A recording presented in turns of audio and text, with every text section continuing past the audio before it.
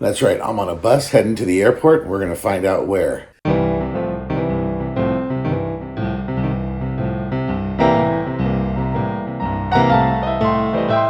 Why am I on a bus? Well, I'm actually heading to the airport. Got my passport right here, heading south. We're going to find out where and why coming up.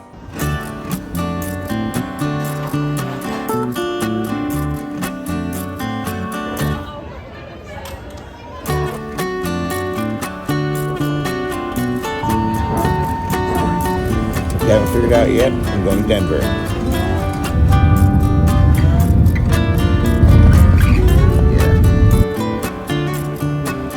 I rented a Jeep.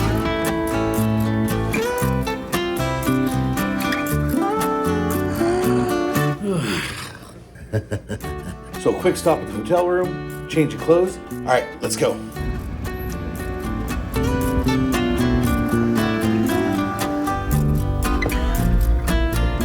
So what am I doing here in Denver? Why am I here? In a quarter mile, merge onto I-70 West. Well, the reason we're here on video right now, the reason I'm in this Jeep, the reason I'm driving through Denver right now, I'm going to go drive on the highest road in North America. The Blue Sky Highway, or Mount Blue Sky, I believe it's called. Now, I'm going from memory here, so I'll correct myself below, but I believe it's 9,100 feet at peak. So this is well above altitude sickness level. I am a, sea level guy. I live at sea level. I just flew in a plane hours ago, and now I'm in a rental car. I'm going to go drive back up to near the 10,000 foot level. Apparently there's some gorgeous views. I might be coming down during sunset, so hopefully that pays off. There's a lot of weird clouds in the sky that always makes for a better sunset. But yeah, I'm in Colorado, and I'm here for a very short time, and I wanted to make the best of it, and so let's go check out the Mount Blue Sky Highway.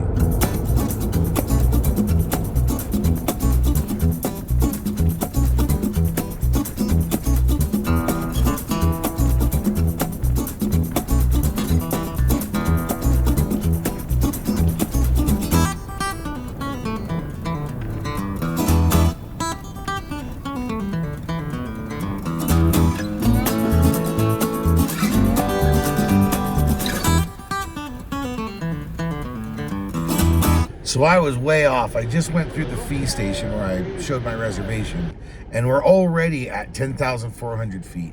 And we're gonna go up to the peak at did she say 14,000 or 16,000 feet? It's crazy. I had no idea I was going this high. I guess I misread or misunderstood, or maybe I was reading meters instead of feet.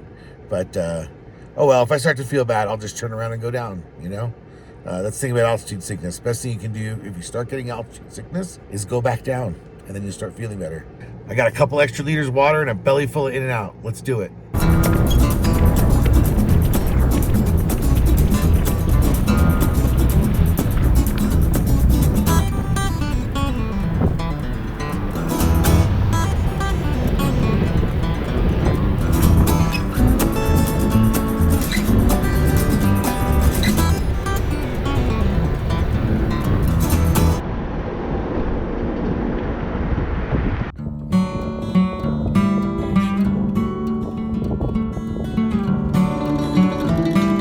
So I'm right above the tree line now, just reached out of the tree line, and there's some interesting stormy clouds. So I've already been rained on once, a little bit of hail, and now it's clear again, but we'll see how this goes. Most people are coming down the mountain, but I arrived so late, I'm the only one driving up. Okay, well that guy's driving up too.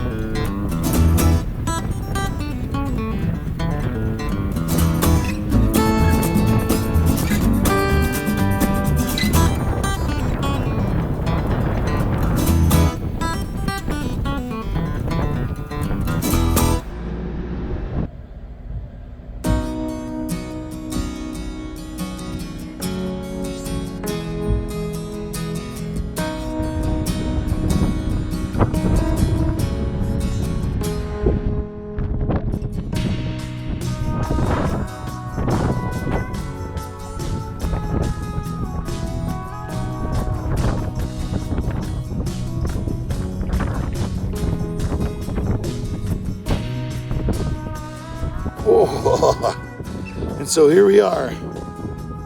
We are 14,000 feet, and it's hailing, and it's raining, and it's windy, and it's freezing.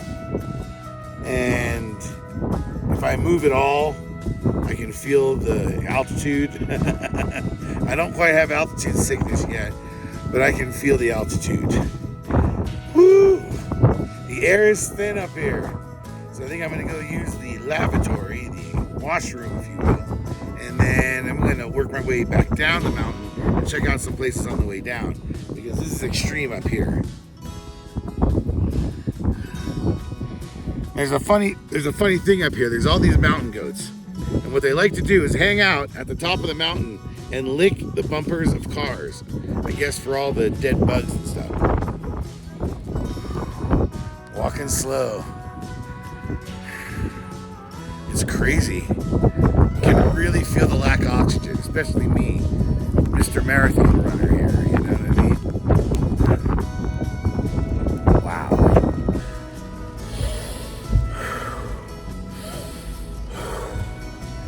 Really, if I don't breathe in through my nose, out through my mouth, take big brief breaths, I can immediately feel the lack of oxygen. So this is what it feels like at 14,500 feet. Now I know. I remember when they said the plane was descending down to 10,000 feet. So I guess this is how high planes actually fly, huh? Anyway, it was really cool to be up here. Looking at all the mountain goats is fun. I kept my distance. You're supposed to keep your distance. I wasn't going to infringe. I've now driven the highest road in North America, and I've done it. There is technically another one in Canoe Mountain, which I think is like the highest road maybe in Canada, and it's not really a road, it's a Forest Service road. Somebody even called it an ATV trail. I still want to get up there, but that's a whole nother discussion. Ooh, my hands are frozen.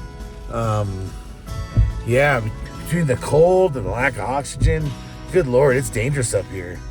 Should have brought one of those cans of oxygen you can buy.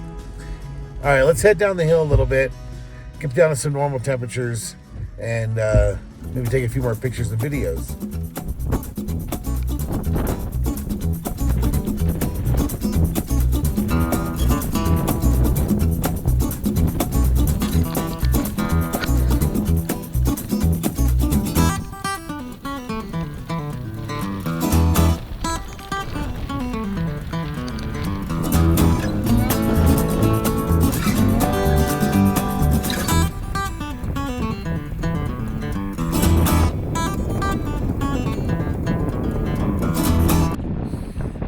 Weird. You're out here on this tundra of, treeless areas, and all of a sudden you're in the city of Denver again. There's this little city of Denver park for this one lake.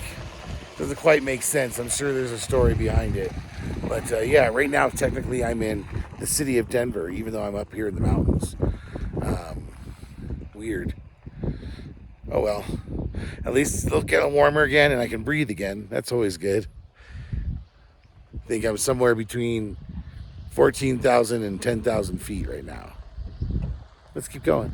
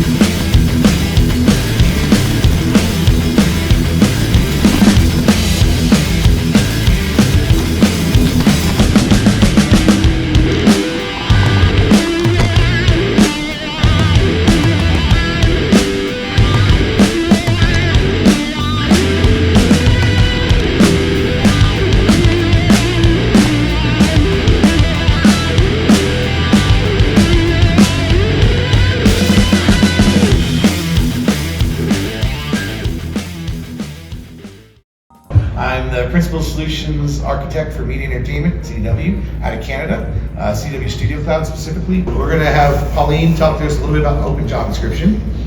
I'm going to talk about long distance, multi-site rendering, including caching, especially for the places with multiple locations. That's a big discussion point.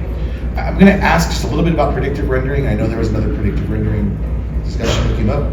We're going to talk about liquid-cooled infrastructure. That'll be the first time I think it's really discussed here, but it's becoming an increasing discussion point you want to have on your radar. Now, instead of handing out procs to shows, I hand out procs to studios, basically. And it's fun.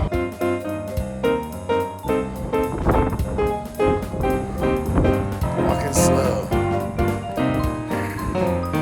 It's crazy. You can really feel the lack of oxygen, especially me, Mr. Marathon runner here.